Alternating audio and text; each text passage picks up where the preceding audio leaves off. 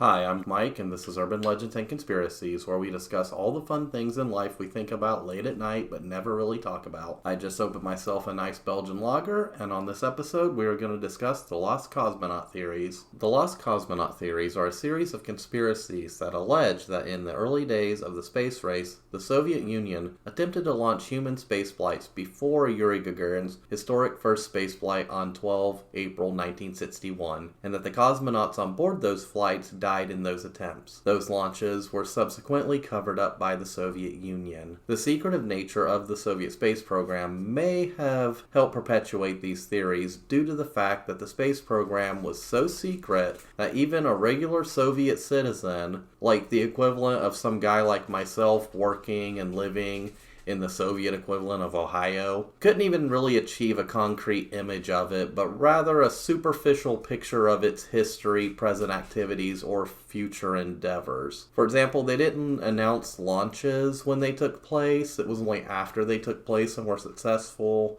Cosmonaut names weren't released until after they flew, and mission details were so sparse that outside observers didn't even know the size or shape of the rockets on most of their spaceships. Quote, spaceships, more like capsules. So one could see how this secretive nature would have created a breeding ground for such conspiracies to run rampant. The military influence over the Soviet space program was probably the best explanation for this secrecy. We have to remember this is the height of the Cold War. During these years, we're seeing events like the Cuban Missile Crisis, the Vietnam War, which hadn't really started yet, but it was on the forefront. We would see this back and forth game with nuclear weapons tests. You had the A-bomb, then the H-bomb. I believe neutron bombs were a thing. You had new military technologies coming daily. And considering that they're creating a space program based on these military technologies, you can understand the secretive nature behind this, especially considering that there could have been spies anywhere giving this information to the United States. Remember, this is the Soviet Union. This is a very paranoid time in history, and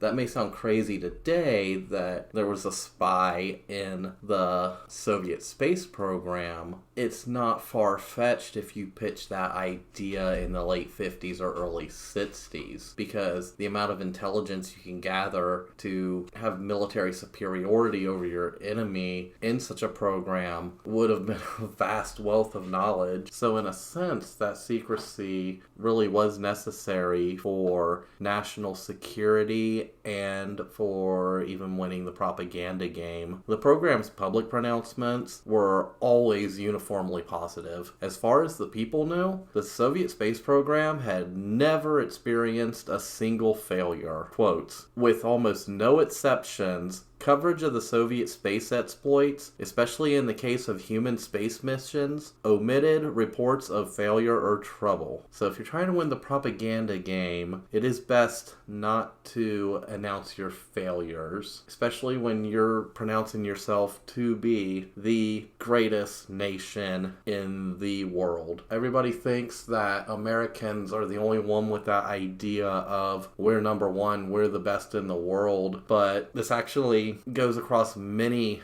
nations and many cultures. The Romans, they believed that Rome was the greatest, the best in the world, and everybody else was a barbarian. The British Empire, the French Empire, countless others. The Soviet Union was just another one in that long list. That's how you win a propaganda war. So now that we've really gotten into kind of the mindset around the Soviet space program, let's kind of start at the beginning of the Soviet, or I guess you could say Russian, space program, because it really goes back to the Russian Empire. It starts in 1903. The first realistic proposal of spaceflight, and this is anywhere in the world, goes back to, and I am going to pronounce this name wrong. On a side note, I am a hillbilly from southeastern Ohio. I do speak with a strong Appalachian dialect, so forgive me, Russians. I'm going to butcher every name I come across. Konstantin Tisklovsky. His most famous work, the Exploitation of Cosmic Space by Means of Reaction Devices, try saying that 5 times fast, was first published in 1903. However, this was a theoretical work, and it was not widely influential outside of Russia. Spaceflight didn't really become an engineering possibility until Robert Goddard wrote a paper in 1919 called A Method of Reaching Extreme Altitudes. This paper was highly influential on the likes of people like Hermann Oberth and Werner von Braun. Sorry, my German is just as bad as my Russian, so if I butchered those names, I apologize to German-speaking people everywhere. And yes, that Werner von Braun, who would become kind of the father of American spaceflight. We'll touch on him and his work a little bit in the next segment of this. However, we'll really get into his work and his history on a future podcast that I'm currently working on, kind of the American equivalent or American answer to this current podcast. So the first rocket to reach space was a German V-2 rocket built by Werner von Braun. This was in June of 1944. After World War II ended, the research into rocket technology was being snatched up by both the Americans and the Soviet. The Americans had what was called Operation Paperclip, which was a program to bring back former Nazi scientists to the United States. The Russians had Operation Osovoyetkim, so a really hard name, and the crazy thing is, I believe that is actually an acronym. So this was a Soviet operation, just like Operation Paperclip, in which the MVD, previously the NKVD, of the Soviet Army was basically bringing German specialists and workers from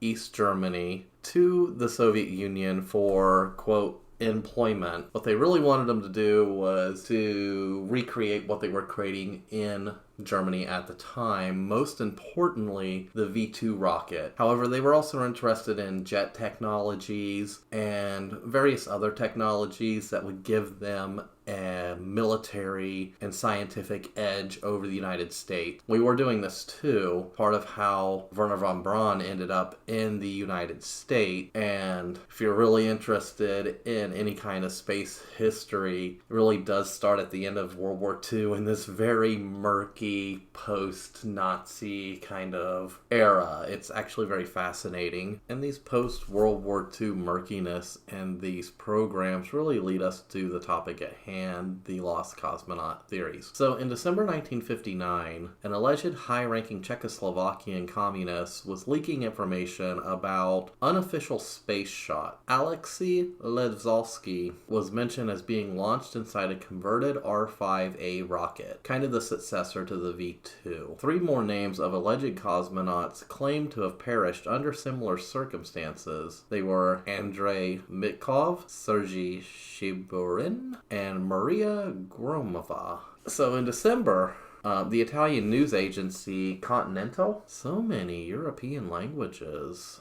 It's hard for a dumb hillbilly from Ohio. They actually repeated these claims of a series of cosmonaut deaths on suborbital flight. However, the Soviet Union wasn't going to come out and say, hey, we've been launching suborbital flights and there's a bunch of dead cosmonauts. Remember, they had a propaganda game to win. However, even in the post-Soviet time, when documents were released about the early space program, evidence of the suborbital flight never came to light. It's kind of just written off as a rumor. However, rumors come from somewhere. They usually have some grain of truth to them. Now, it is true that in 1959, the Soviets were performing high-altitude equipment tests as kind of like training for future astronauts. At this time, they knew they were going to put someone into space, so they were performing all these scientific tests. So in the late 50s and early part of the 60s, the Soviets started performing high-altitude parachute tests. Basically, they were testing spacesuits and if they would protect the human body in spaceflight. So they would perform these high-altitude jumps from these gondolas, and one person that is known to have died from it was a Colonel Pyotr Dolgov. He was killed on November 1st, 1962, while performing a high-altitude parachute jump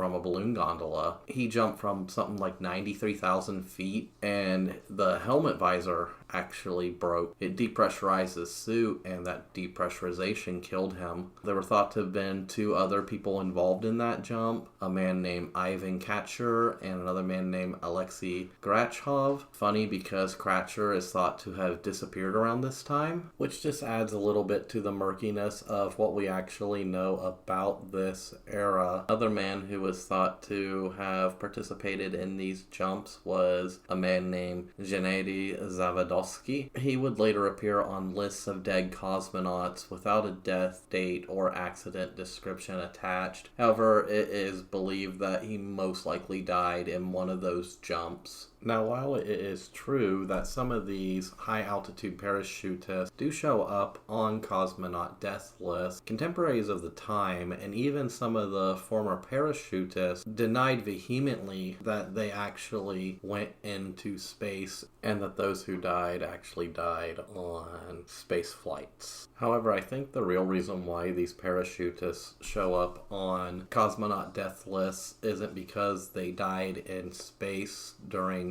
attempted space flights on glorified V-2 rocket. I think the real reason why they show up on these lists is because these men and what they did really paved the way for the likes of Yuri Gagarin and his followers to go into space, and therefore they can proudly call themselves cosmonauts. I think the reason they had to vehemently deny it was more due with refuting these conspiracy theories. So the next time we hear a theory about lost cosmonauts is in 1960, when the American author Robert Heinlein wrote in his article Pravda Means Truth that on May 15th, 1960, while he was traveling in the Soviet Union, he was told by Red Army cadets that the Soviet Union had launched a human into orbit that day. However, later that same day, it was denied by officials. Heinlein speculated that Korabl Sputnik 1, which was launched that day, was an orbital launch. Officials said this was uncrewed and that the retro rockets had fired in the wrong altitude, making recovery efforts unsuccessful. However, according to Gagarin's biography, the rumors were most likely started as a result of two Vostok missions, which were equipped with dummies and human voice tape recordings. They wanted to test that the radio worked and that the test dummies were there for weight reasons. These were made just prior to Gagarin's flight. Now, this was a real space flight. It is confirmed in history. Actually, in 1962, a Colonel Barney Oldfield revealed that an uncrewed space capsule had indeed been orbiting Earth since 1960. It was confirmed by NASA to be the same flight that did launch on May 15, 1960. It was a prototype of the later Zenit and Vostok launch vehicles. What happened was the onboard braking engine unit had ordered the retro rockets to fire to recover. However, due to a malfunction of the attitude control system, the spacecraft got oriented upside down, and when they actually fired it, it put the craft higher into orbit. The re-entry capsule did lack a heat shield, as there was no plans to actually recover it. That's what they say, at least. Let's remember that there was this rumor going around of it being a manned flight, and that there were recordings. Whether or not those were just tape recordings, or whether or not there was a lost cosmonaut on that flight, I guess we'll never truly know. Now, the official story is the re-entry capsule did lack a heat shield, and there were never any plans to actually recover it, and that the original planned use of the vessel, aside from testing the radio, was to use the vessel's telemetry data to determine if the guidance system had functioned correctly. So it was unnecessary to recover it, according to them. So theorists generally believe that this first flight was a manned flight, and that its failure led to the story of the dummies and the human voice tape recordings. However, personally, if I were a scientist working in this program, I would probably do the same thing, considering I would want to know if the radio worked with human voices, and I would want my weight ratios to be correct. That's critical in spaceflight. So the scientific part of my mind says that this was just good science. It was a good experiment. Of course I'm going to use dummies to gather data before I actually send up a human. However, there always is that nagging question of, were the Soviets so desperate to win the propaganda game and prove military superiority by prematurely launching somebody into space in hopes of a successful mission? I guess we'll truly never know. It's fun to think about, though. So that brings us to our next topic, Vladimir Ilyushin. Butchered that last name. So according to Wikipedia, which, side note, despite what your college professors and your high school English teachers or history teachers or whoever will tell you, Wikipedia actually is a great source of information. If you can't find what you need on Wikipedia, you can actually go to its references guide and find great sources there. A lot of their stuff is extracted from journal articles. They're not a sponsor, but there's my Wikipedia plug. If you want to give me money, I'd appreciate it. Joking aside. So, Major General Vladimir, I am not even going to try to pronounce that middle name, Ilyushin, was a Soviet general and test pilot and son of engineer Sergei Ilyushin. He did spend most of his career as a test pilot. He's actually also in the World Rugby Hall of Fame, which actually, rugby is one of my favorite sports. I generally cheer for the Welsh national team, so go Wales. So 2 days before Gagarin's launch on 12 April 1961, some guy named Denis Ogden wrote in the Western Communist newspaper, The Daily Worker, that the Soviet Union's announcement that Ilyushin had been involved in a serious car crash was actually a cover story for an April 7th, 1961 orbital spaceflight gone wrong. So, orbital spaceflight gone wrong, Soviets cover it up. Typical. A similar story also was told in France. However, that version was said to have occurred in March, resulting into Ilyushin slipping into a coma. NORAD tracking stations, however, had no information on such a launch whatsoever, which makes sense.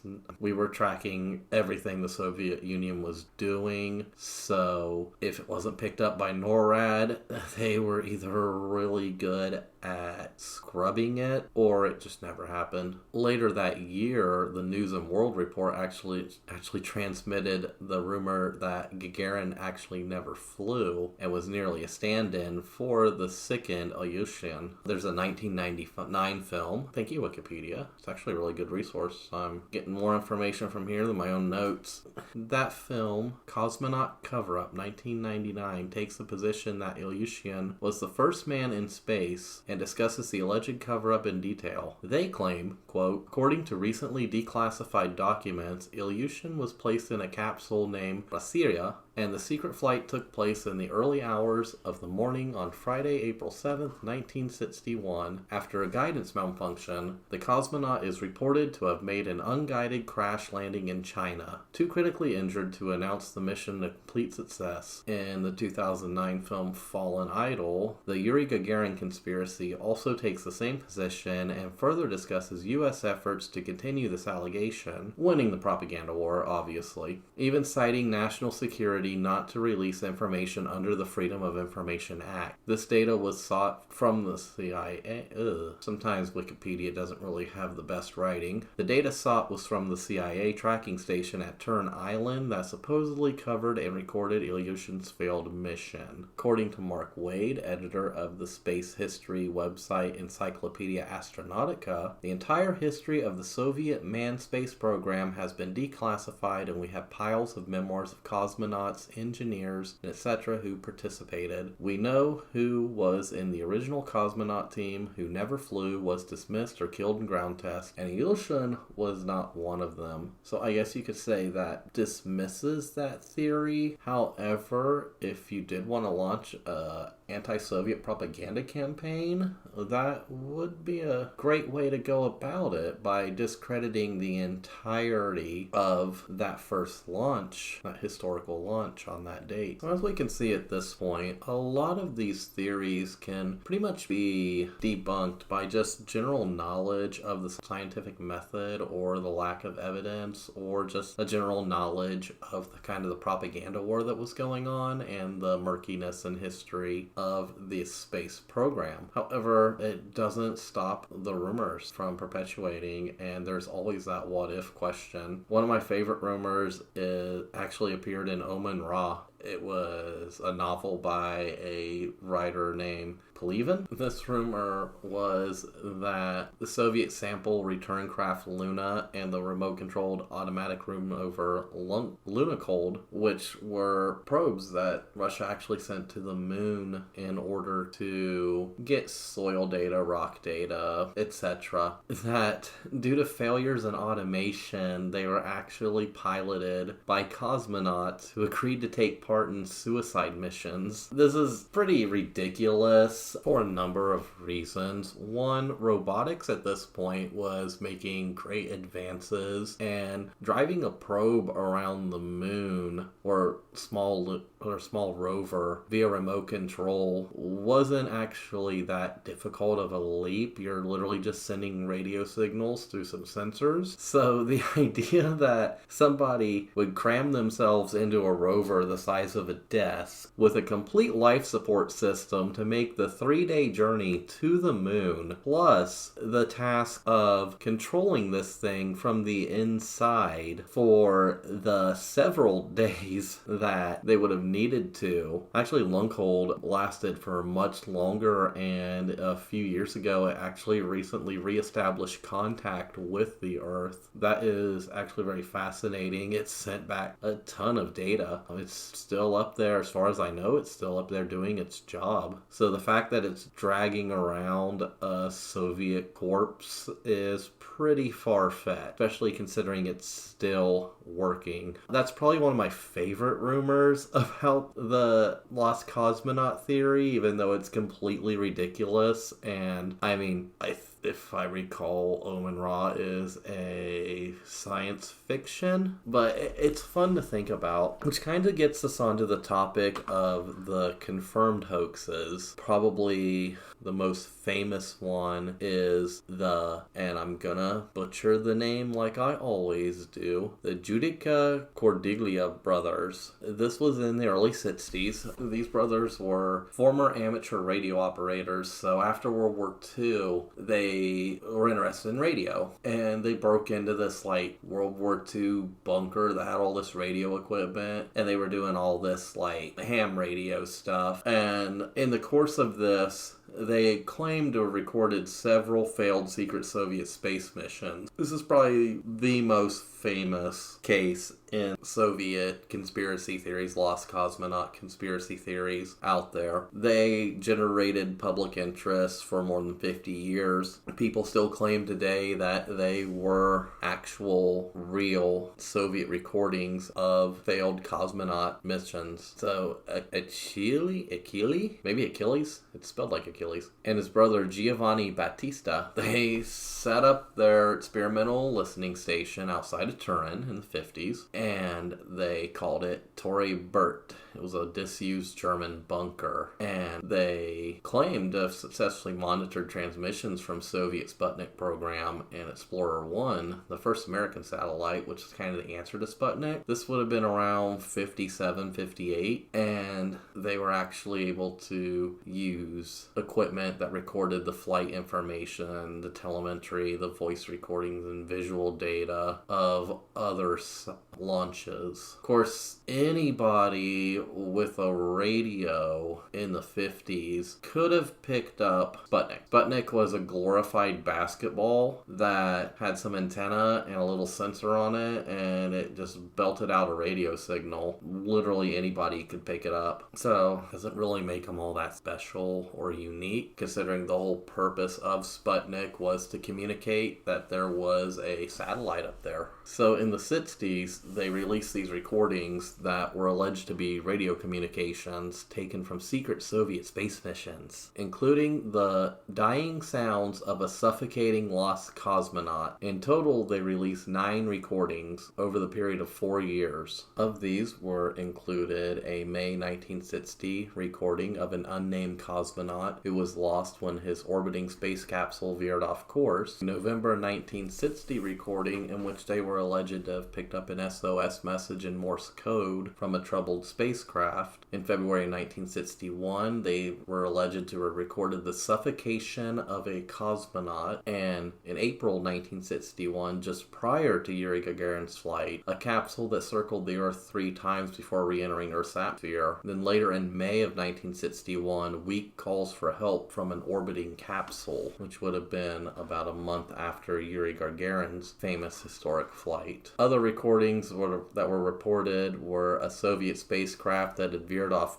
course and vanished deep into space, a space capsule that bounced off of Earth's atmosphere during re-entry and disappeared. 1963, an unnamed female cosmonaut who died on re-entry, probably when the heat shield failed. And in the last 1964, a cosmonaut lost when the capsule burned up on re-entry. Again, heat shield failure. So out of these recordings, the November 1960 recording was their most famous. It was the SOS signal that seemed to be moving away from Earth. It was picked up by a Swiss-Italian radio station, and the brothers became instant celebrities. They became the station's, quote, space expert. This SOS Morse code signal had purportedly been sent from a troubled spacecraft leaving Earth's orbit. In May of 1961, an orbiting spacecraft purportedly makes an appeal for help after going out of control. And then in November 1963, the brothers said they recorded a voice of a female cosmonaut re-entering Earth's atmosphere in a malfunctioning spacecraft. In the reporting, she is heard to have cried out, "I am hot," as it burned up on re-entry. Of course, there's been a ton of skepticism over these recordings, the main one being that it's Western anti-Soviet propaganda. However, a lot of people have verified these as hoaxes. They cast doubt on their provenance. For instance, audio transcripts reveal that none of the cosmonauts who were supposed to be Soviet Air Force pilots followed standard communication protocols, such as identifying themselves when speaking